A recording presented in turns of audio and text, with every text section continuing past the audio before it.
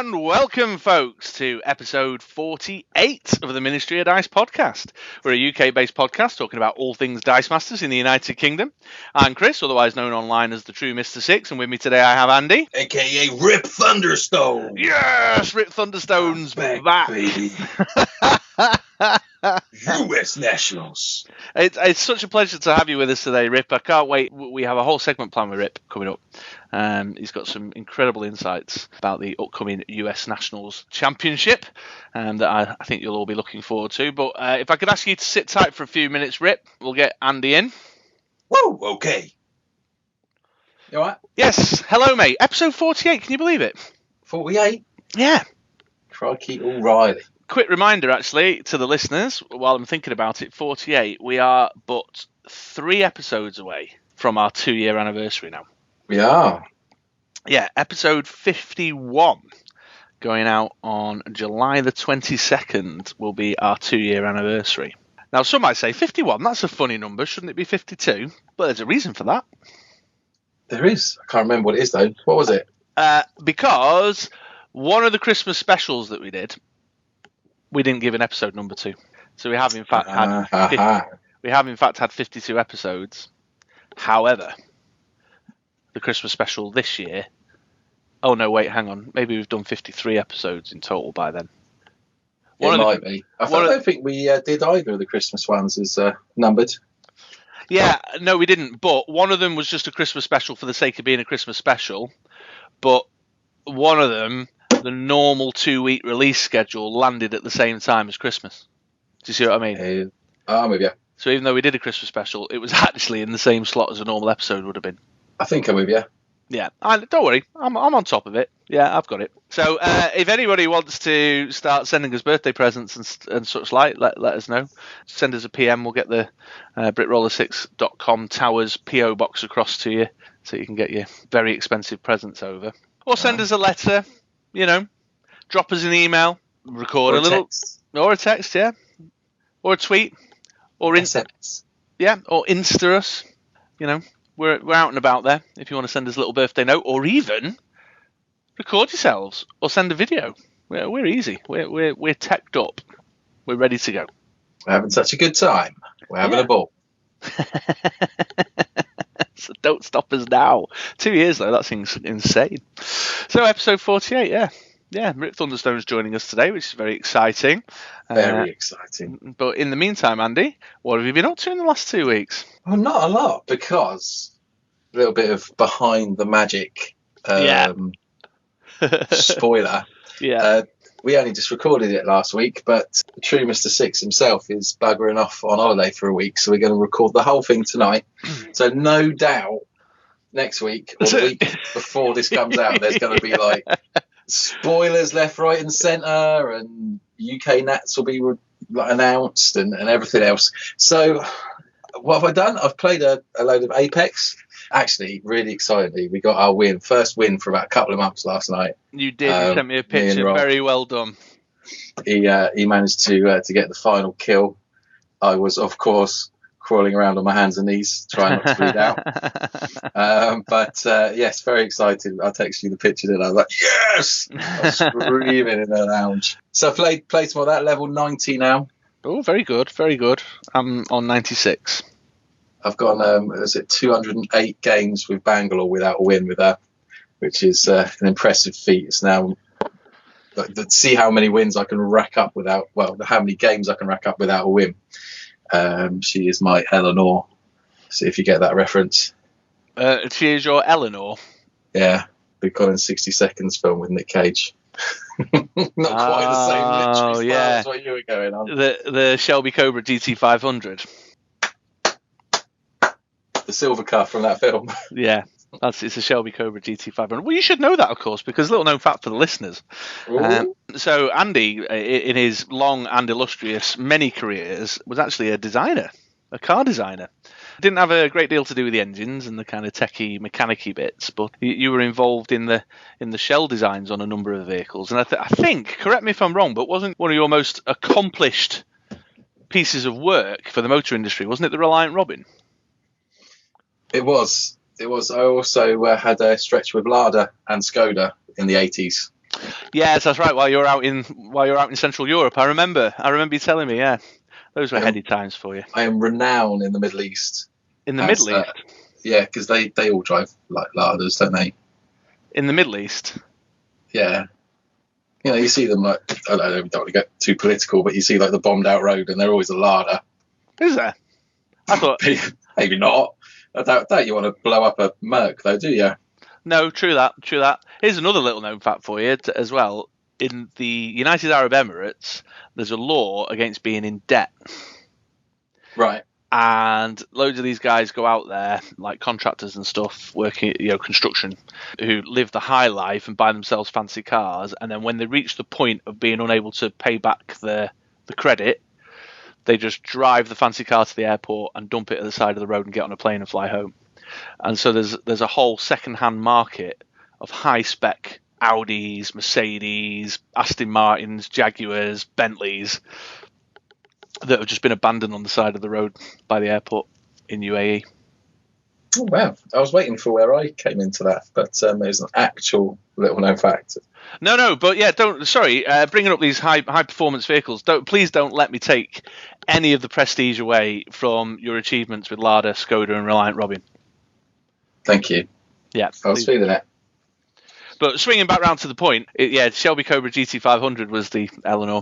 But circling all the way back round, yeah, that's right. The listeners can expect something epic to happen last week as of this episode going out, because we're pre-recording the whole episode. The whole thing in one go. Unless, of course, we've got the spoilers. Which we might do later on in this episode. Yeah, absolutely. So to throw another piece of random excitement into the mix, certainly for us, I'm going to the UK Games Expo just for one day on Friday, because I fly out on Saturday, and I have an early morning appointment to capture some podcast audio with Scott from WizKids, who's manning the WizKids stand over there. And I have been heavily hinting that I would love Scott forever and buy him a beer and stuff if, an unseen team pack happened to end up in his hand baggage, or, I can maybe get some obscured items out of the glass cabinet that's on display, or I've been dropping lots of hints. In fact, they're not hints, I've been explicitly stating it, but they've been playing it coy with me.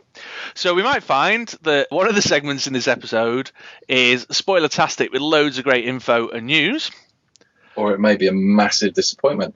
Well, I don't think it'll be a disappointment, because one way or another we'll have a lovely positive conversation about where Dice Masters has been and where it's going, and whatever insights Scott can provide, which I'm sure will be tremendous insights, but it might not be quite as lofty as a big old fat spoiler or something really juicy. But we might be breaking an exclusive. We don't know at this stage, because we're recording the intro out of sequence. Normally we do the intro after we've done everything else, don't we? We do, but we're doing it before everything else, so we've got no idea what's happening next. Yeah, so we are in the Wild West. The Wiki Wow. It's so predictable. I know, I knew. Who knows? Yeah, absolutely. So would you like to know about my gaming over the last... I would very much like to hear about your gaming. Over the last week. Well, once again, we've been streaming some games, and we played... Mm-hmm. What did we play last week? We did play last week. What was the stream? What were the teams we played? Oh, we put our MOD PDM teams up against one another, yeah. So I had my Boom Boom list that I played at the MOD PDM, and you had your collector list. I've got the Hickley Hups. You massacred me as well, didn't you? No, I think the second game was... Oh, I don't remember. I've not been back and watched it. Did I massacre you? I think you massacred me, mate. I remember feeling particularly salty by the end. Really? Yeah, I'm pretty sure that I just said collector is repeatedly. Oh, no, now you've got to beep something when you're on holiday editing. Yeah, thanks, mate, yeah. That'll be a chore while I'm on a sun lounger with nothing else to do. You. Yeah, okay, so we did the live stream. That was our MOD PDM. And at time of listening to this, there will also have been another live stream gone out, which I think we've just made some fun casual teams. I've revisited Pyro that I was playing around with, that we were doing a segment on, in fact, for the... Was it when we were doing modern win conditions? I can't remember. It was a while ago. Yeah, but I've revisited Pyro, and I don't know what you've got made. So I've changed around a few cards from last week because I'm a little bit lazy, so I just saw what was still on my desk from last week and changed a few things around so that someone out there can go, what kind of mess has Andy got on his playmat today? As another side note, I'm very tangently tonight. On the stream, we asked or suggested that if anyone wanted to send a team list in or ask Andy to build a particular team, and I'll face up against whatever gets sent in to do so. So thanks to those of you who have sent teams in already. The reason why our stream this week hasn't already started using those teams is because a number of you have included X-Men Forever and Team Pack related cards, which haven't quite arrived over here in the UK. So hopefully tomorrow. Yeah, hopefully tomorrow as of time of recording. So keep your eye out. We'll definitely get those teams built, but we're just hanging fire for the actual cards to arrive that you suggested in those teams. Also, because I'm on holiday, there won't be a stream on Wednesday, the whatever. So you'll know this because I'm talking in the future, but you guys will be hearing it as I'm talking about the past. There was not a stream. That's so confusing. I know, it's crazy. Marty! I'm going at 88 miles per hour. So if I bet on this game, then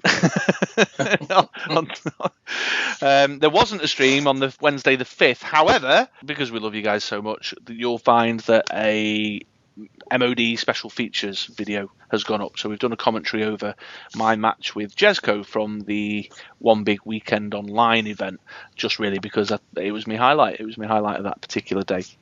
So there's still some content going out on that Wednesday on the YouTube channel, but it won't be a live stream. Wasn't a live stream. God damn it. Then down at Element Games on Tuesday night, we played all of your team cards had to have a rank or a title in them. A rank or a title? So things like what, Mr. or Captain or... Yeah, or Doctor or Professor or Major or, King, Queen. Right.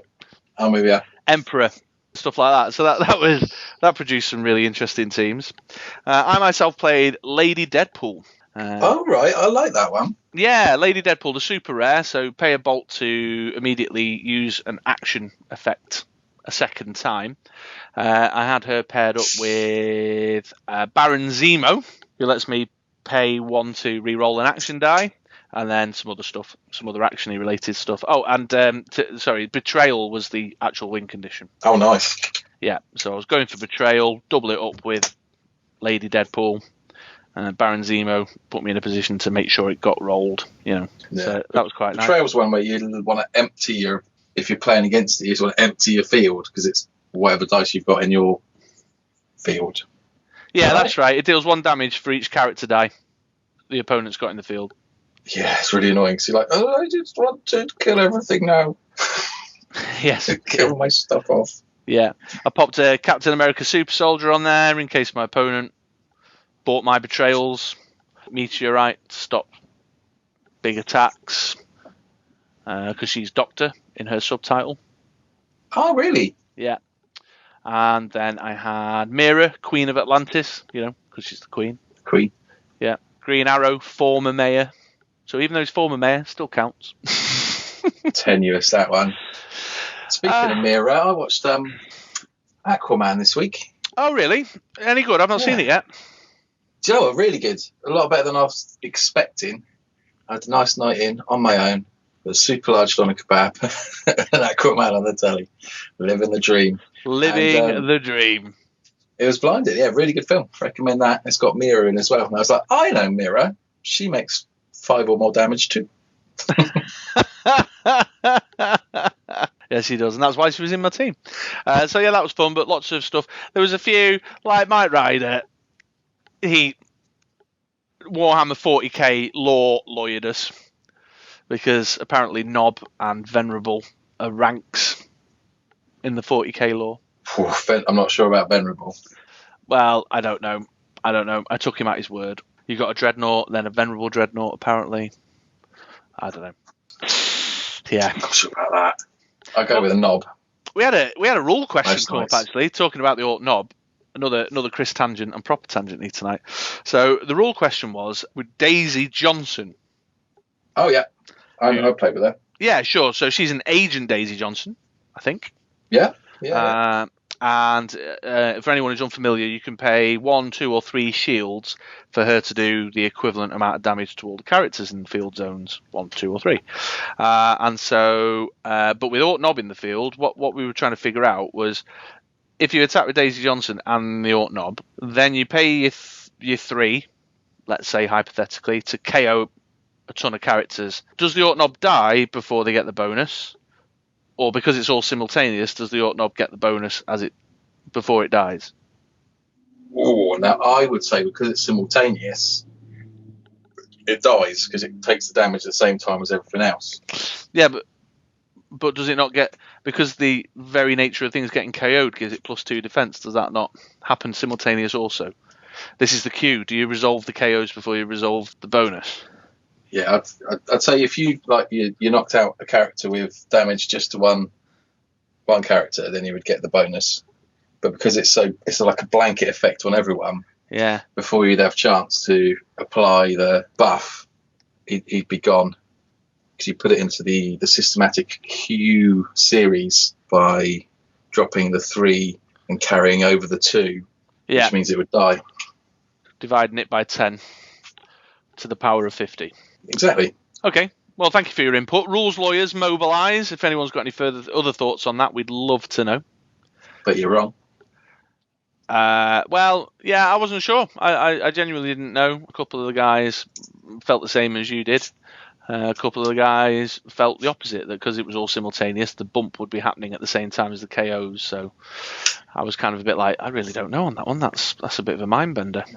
So, no tip for US Nats or you Americans out there: if you aren't sure about something going into a game, if you just act massively confident as if you know what the answer is and it's to your favour, most people are going to agree with you.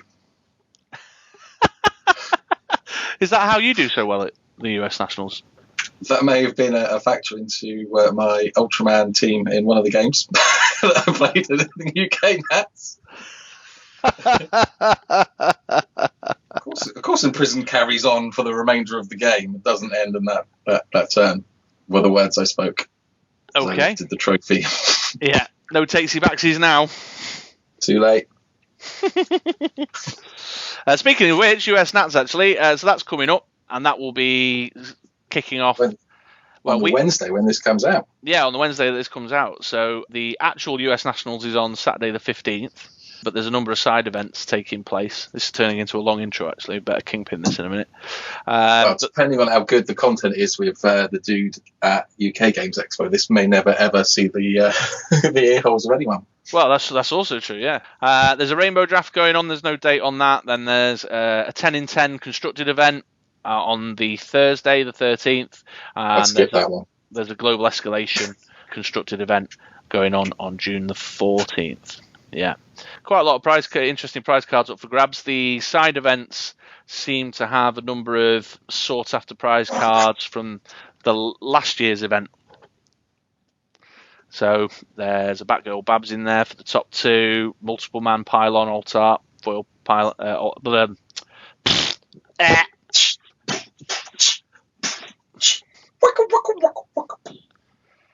I was walking down the street when in the corner of my eye I saw a pretty little thing approaching me. Lantern Ring, Dwarf Wizard, Electra. Yeah, that wasn't freestyle. That was Ain't No Rest for the Wicked, which is a fun tune. But then the Nationals, the actual prizing on Nationals, as I scroll to the relevant points in the webpage. I can't help you. I can't navigate this website for anything. I'm stuck on HeroClix. Now on it. Well, starting participation, they've got the wee-coloured psychic dice. Little known fact, it's actually made by stores that they built up of Mike Elliott's Wii. Oh. And then it was frozen, crystallised, and turned into dice. Well, that's extremely prestigious then. Isn't it? Yeah, that will fetch a pretty oh my God, Chris.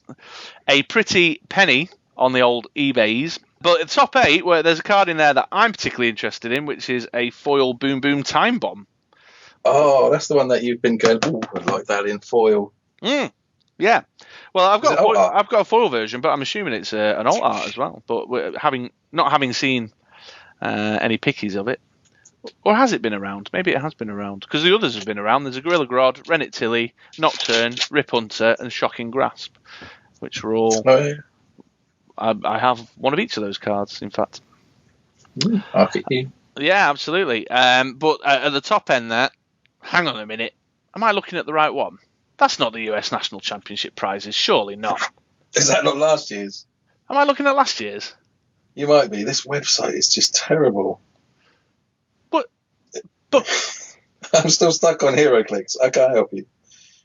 I think I might be looking at last year's there. Because wasn't there like a Venerable Dreadnought? I found it. Right. Okay. So we have got. That is still HeroClix. Dice Masters. Here we go.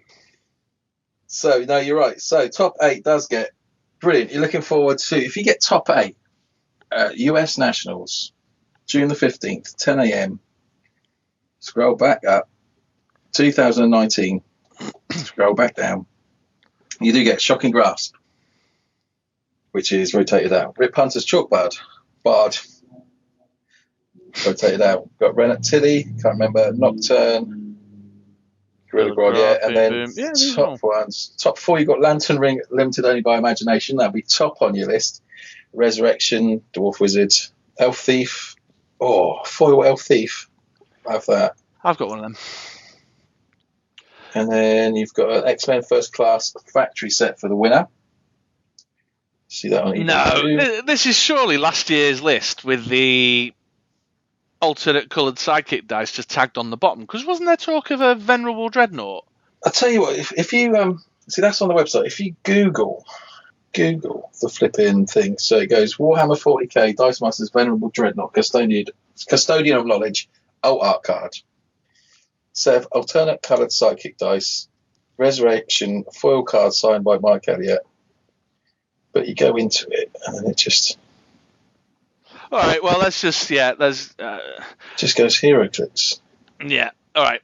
Well, anyway, it's taking place this weekend coming as of the day this episode goes out. Our man on the ground, the Shark himself, Big T, will be doing some coverage for us, and that will be in our episode on the 24th of June. So please do come back for our US Nationals coverage. Bunch of yahoos. Bunch of yahoos. But I'm definitely going to have to call Kingpin on this. This is a massive intro and will have to be heavily edited before it goes out. So in this episode, as yet recorded, WizKids interview from the UK Games Expo. Could be great. Could be standard. Company line. Who knows? Let's find out.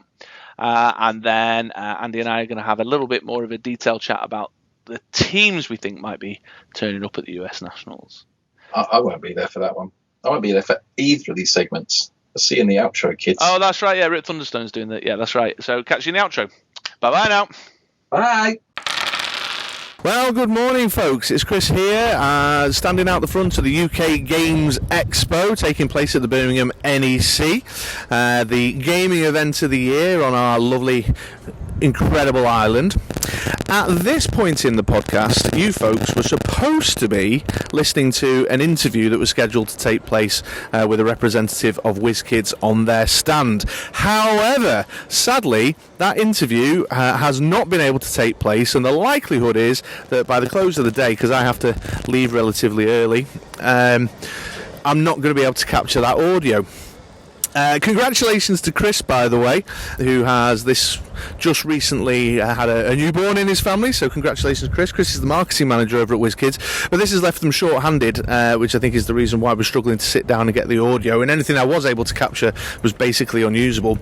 There is also what I believe to be some sort of convention exclusive or early release of some HeroClix and some D&D figure-y things. I'm not really clued in on that side of WizKids' product, but it has meant that there is just a constant streaming horde of individuals making their way over to the WizKids stands trying to pick up those items, which has meant that whenever we've tried to start recording some audio or have a bit of a discussion about Dice Masters, we've been interrupted, and throwing the fact that they're a little short-handed.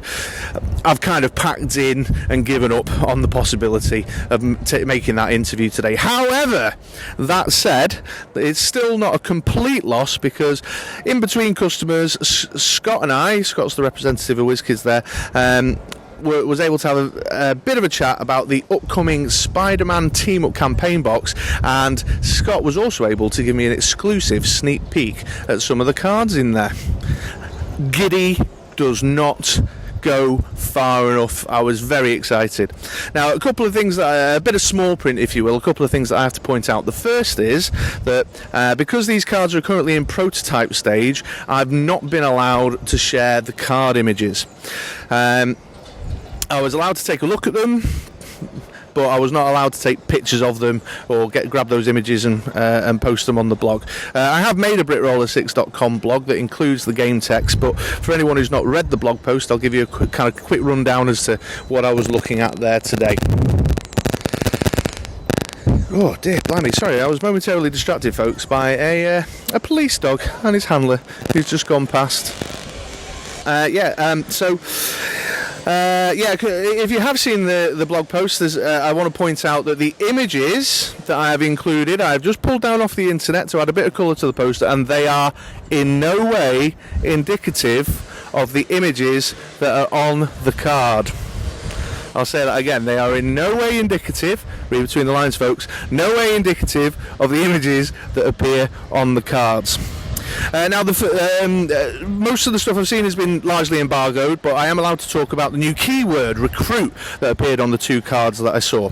And one of the two cards was called Daredevil, Blind Lawyer of Hell's Kitchen.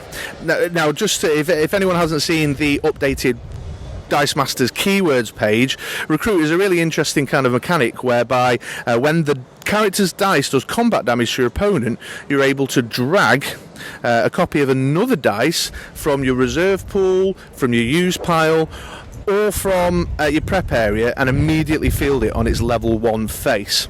So just the janky combo potential in that is, well, I can't even get my head around it at this stage. Now, Daredevil's recruit game text allows you to grab a sidekick, which I think is super interesting. So when Daredevil delivers combat damage to your opponent, you're able to get a sidekick out of your use pile, out of your reserve pool, out of your prep area, and drop it immediately in the field at level 1. So this clearly has benefits when it comes to things like bag churn, clearing those sidekicks out of your used pile, so that you're cycling around the more juicy dice a lot faster. I think it's got a lot of potential in the sense of, right, I just need a chump blocker for next turn, so I can still use my Daredevil this turn to make an attack, because I can grab myself a sidekick and drop it in the field. I've got a chump blocker lined up for my opponent's turn, which clearly has benefits. It also could be a useful way of quickly grabbing a sidekick to bank for use in your next turn if you're using an energy fixer. So already just, I'm vamping. These are just ideas that are flying through my head right now just after immediately seeing the card. Another point of note about the Daredevil card is that he has 3 affiliations. He's got the Defenders, Marvel Knights, and Spider Family affiliation, which I think, I mentioned this in the blog post, but I think might be a first for the Marvel sets. There's Black Adam in the Mystics team pack that's got 3 affiliations, but I don't think other than Black Adam there's been a previous 3 affiliation card, and I'm not sure there's been one in the Marvel set. So that's really exciting. That clearly took my head straight to the team up card, which gives an attack and defense bonus to characters based on the number of affiliations that are out in the field. And this guy's a 3-cost fist, so he can do a lot of work with the team up basic action just all on his own, and he's not very difficult to get your hands on, so that really stood out to me as well. And I think that's an interesting little additional way you might want to make use of that particular card. Throw a bit of overcrush on him, while he's benefiting from that team up, making sure he's doing that damage. Get yourself a sidekick lined up, perhaps for another team up assault next turn. I don't know, again, I'm just vamping. These are just ideas flying through my head after just literally seeing the card. The other card that I saw today, another recruit card. This was Cloak, and if I remember rightly, again, go back to the blog post on BritRoller6.com if you want to see it precisely, but just while I'm pacing around outside, I'm pretty sure it said Boston native. And Cloak's recruit game text drags in his superhero partner, Dagger. Now, to quote Scott on the stand, recruiting dagger is combo-licious, totally combo-licious. Those are the exact words that was used. However, sadly, I am unable to share with you the details of the dagger cards that are in the campaign box. Don't ask, I can't do it. I don't have the information. I'm working on them to let me get those out there, and I may have published if I've managed to shake something loose with the lusciously long-haired, handsome, witty Jimmy. But in the meantime, I can't give you any further details. But apparently, it's super combo-licious, the ability to be able to recruit in a dagger die from your used pile or prep area. So that's definitely one to keep an eye out for, folks. And hopefully, that combo-licious, lofty title of totally combo-licious will come true for us. But Cloak also stands out because he's a 4-cost mask, and the stats, he's just got a massive arse on him with great fielding costs. It's like... again, head on over to the BritRoller6.com blog post. There's some random numbers that just happen to appear in the blog post after I wrote about Cloak that, again, they're just completely random. They have no purpose, no reason to exist there. So, yeah, even though I was unable to get the interview with WizKids, it's not been a total bust. I want to thank Jimmy and Scott and the guys over at WizKids once again for showing a little bit of UK love. And despite the disappointing turn of events where we were unable to get the interview, still making sure that I had a little bit of something to share with you folks on the podcast this week with regards to the WizKids stand. Yeah, I'm not sure there's a great deal else. I'm just looking at the timer. I've managed to lay down just short of 10 minutes there, which is so the episode might be falling a bit short. It's not particularly long, although we did record an awful lot the other night. So yeah, I just managed to lay down a quick comment. Not as beefy a segment as we had hoped for. However, hopefully you folks can enjoy those two previewed cards. All right then, guys, I'll catch you next time. See you later. Yes, welcome back, listeners. So my hope is right now that last segment, recorded live at the UK Games Expo, is a complete face-melting, mind-blowing exclusive. Or it could be a load of pants. But yeah, Andy, I'm afraid I'm going to have to ask you to step aside for a moment because we also have another special guest joining us this week to talk about the upcoming US Nationals and specifically our bets on what might be the heavily featured teams at the top end of that event. So, Andy, I'll give you a shout when we're set. But, folks, I'd like you to welcome, once again, the illustrious Rip Thunderstone himself. Hoo-wee! How's it going, Chris? Nice to meet you. Yes, going very well, Rip. We've met before, Rip. Numerous times. Yeah. I can't remember. Yeah, numerous times. So, Rip, we're here to talk about the upcoming US Nationals. Andy has backed out of this conversation because he himself will be competing in that event. And you and I have been messaging back and forth our predictions as to what might be the kind of top-tier teams knocking around. And I think we kind of agreed to whittle it down to a top 5 with a further 2 kind of outside bets that we think might feature, but perhaps we're not so sure about. That's right. That's right. So to get us out the gate, Rip, give us the first of the 5 top-tier US Nationals predictions from Rip Thunderstone and the True Mr. Six. Well, the first one is an obvious choice. Did so well with my main man Lucan last year at Worlds, and that's Mr. Fix-It. Yes, Mr. Fix-It. The big old muscly... where am I going with that? He's a big grey beast, isn't he? Big grey beast, thank you. Yeah. Specifically, it's muscle for hire. He's a 6-cost fist where Mr. Fix-It is damaged. He gets plus X attack where X is his printed attack value. Huh? That's not right, is it? That's the wrong one. This is damage. He gets plus X. I thought this podcast was supposed to be professional. This is, I'll have you know, Rip, this is the number 1 UK-based Dice Masters podcast. UK schmooky. USA. Well, in any case, it's the one that gets bigger when he's damaged. It's the one that gets bigger when he's damaged. Yeah, we are basing this assessment on the success that our second place winner, Lucan, had. El Segundo himself honorary member of the British Bad Boy Rock and Roll Hall of Fame, of course, for his grasp of the Anglo-Saxon.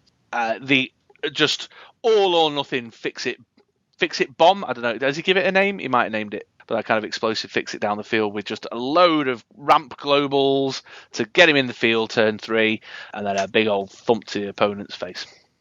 That's right. He also did very well and won the Central European National Championships, although that was a golden escalation tournament. Yes, that's right. Spug took that one to the top spot as well. So it comes with a good pedigree from 2 previous tournaments. It's still in the current rotation. I think there's even more tricksy kind of bits and bobs that you can play with that with the newer sets that have been released. So I agree with you, Rip. I think Fix It is going to feature. Whether he goes to the top is yet to be seen. But he's tried, he's tested. People know where they stand with it. His pedigree is known, and I think it will be around for sure. I agree with you entirely. Yeah, absolutely. Thank you very much. It's not the Mr. Fix It that gets bigger when he's damaged. It's the Mr. Fix It gets bigger when characters are KO'd. No, the one that I think will do well will be the one that really gets bigger when damaged. Not the one when a character gets KO'd? No, so you ping him, ping, and you're dead. Right, okay. Not the Hellfire Club one. I can't remember what was that. That is the one with the Hellfire Club. You ping him with Magic Missile, you make him a big attack. Like super big, like a big cheeseburger big. And then you set Hellfire Club off, and everything goes. Like a deal of the century from one of my sponsors. And you're left with a massive 30 attack damage. Like when the Patriots take on the Rams, man. I love American football. I call it football, not American football, because I'm American. Okay, well, anyway, on to our second bet. This is the Gold Dragon, the rare Gold Dragon. Yes.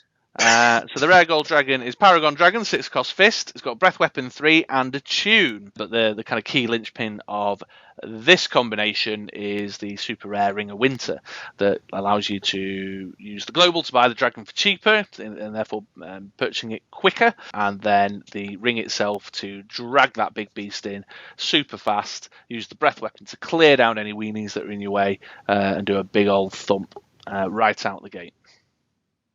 Now, my personal friend of mine, James Bloor, has used this to success a number of times. I've seen him. The Blorinator himself. Yes, that's right. James Blotzenegger has done a wonder with this card, and I think that he is like one of the reasons why we will see this. We'll definitely see this at US Nationals. Yes, and let's not forget, of course, Canadian national champion Ben Scott. Who? Don't know him. Is he good? Yeah, I'm pretty sure he's also 2-time UK national champion. That's 2016, 2017. I'm not aware of him. Okay, well, Ben Scott is also a big fan of the Gold Dragon. He's played it a number of times in online events, particularly. So I think that one will certainly have the legs to go. I don't think that's relevant to the US Nationals. I think it's highly likely that Ben will be there. Who?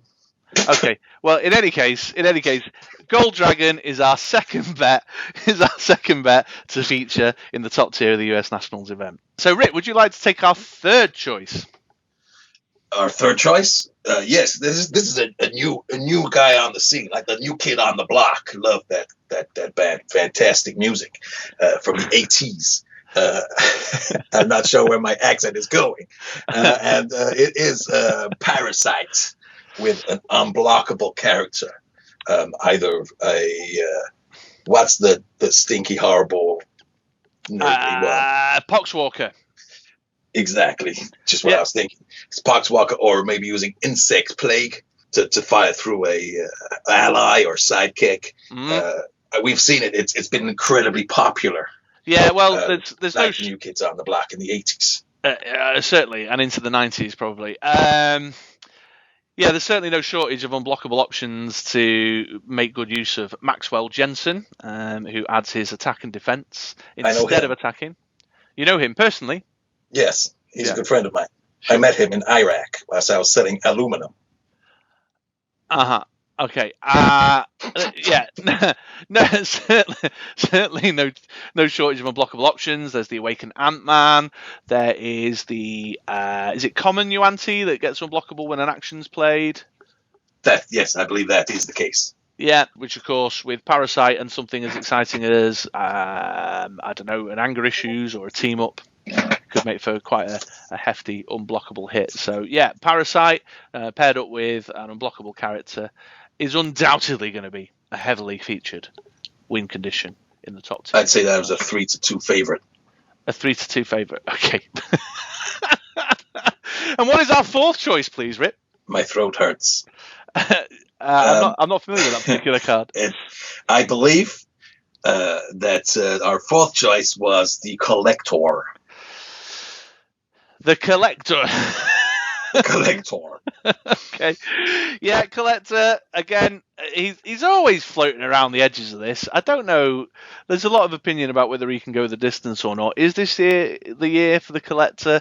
He's certainly had one national season where he featured very heavily and could sort of scratch the edges of position 2, 3, or 4. It's definitely a semi-finalist team. Semi-finalist. Get that right, please. Sorry, yeah, a semi-finalist. And he's clearly, seasoned players will know, the popular pair up with him is Norman Osborn, Don't Call Me Gobby, or better known as Nobby on the scene, where he does damage for every villain dice in the field when fielded, along with a Danger Room, for example, and then just a bucket ton of villain control characters, very popular villain control characters, of which there is no shortage. So yeah, is this the year we're putting him in as our fourth position pick? I think Collector has proven that he can become a semi-finalist team. Time will tell. Let's find out this next weekend. I think I'll make a prediction that maybe we might see a Collector with a out-of-the-box thinking maneuver, which may not see Nobby, but another when fielded ability that we have not seen yet. That might be the left field that we might be not expecting. I think we could see potentially some shenanigans. What, from the X-Men set? X-Men Forever? I don't want to go in specifics. I have my sources. Right, okay, fair enough, yeah. So the Collector paired up with a yet-to-be-determined when-fielded effect. Yeah. And there's lots of twists on that particular archetype, the Collector team. I've seen Black Canary thrown on there, Kree Captain's thrown on there. Kree Captain particularly useful because he's got the global as well to help out with the card purchasing, but then he gets his bonus for every villain in the field.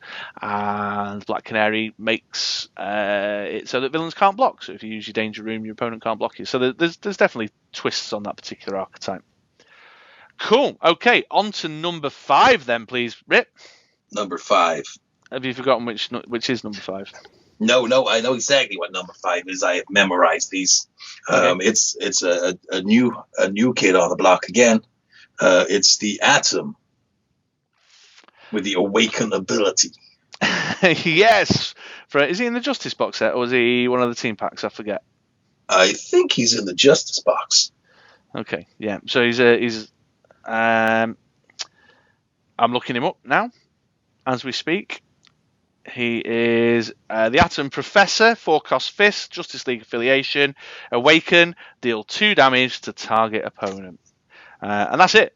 Clean, simple, no fuss, no muss. The advent of the Energy Field Global, which is pay a mask and spin one of your character dice down 1 level to spin target character dice up 1 level. No, not 2. Full stop. Then spin a character up, allowing you just to go crazy, go wild, spinning that Atom up and down, up and down, up and down. On the same character. They're crazy.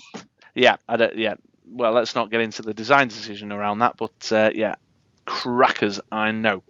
Now, whether he has got the potential to go the distance, I know that some believe that the Black Widow Agent Boobs might be his undoing, and it's relatively untested at this stage, but Rip, you felt quite passionately that one is going to see some play. I think so. I think it's what we're going to need is some way to get lots of masks. You get the masks, you get the win. Masks win masks. Yeah. Put them together. What a combination.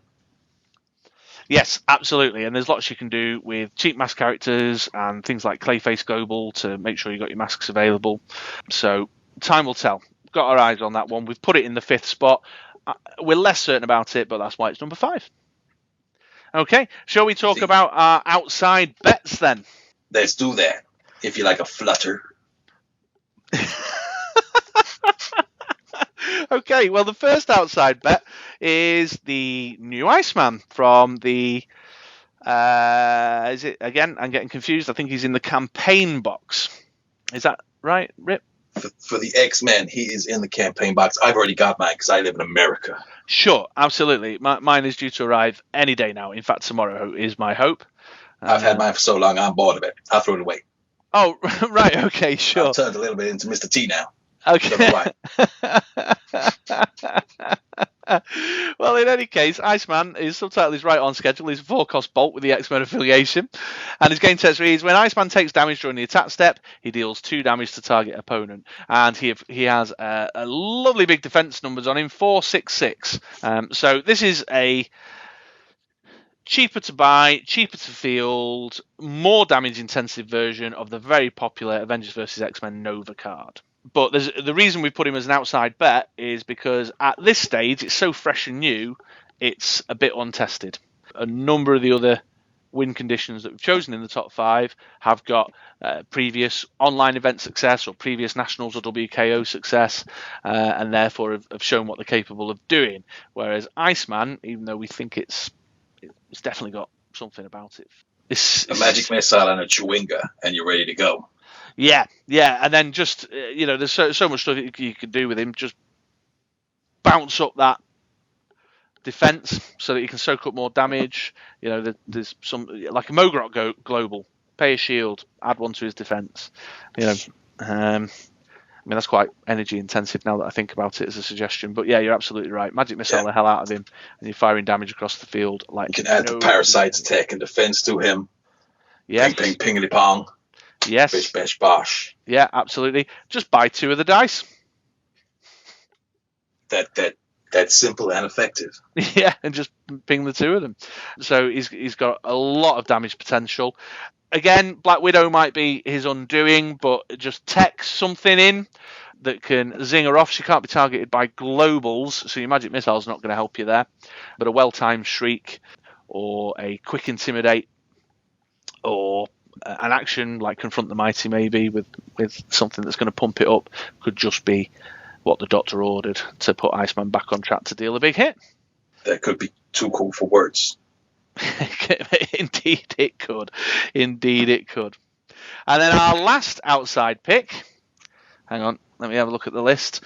Our final outside pick is Tabaxi Rogue and the Corrupt keyword.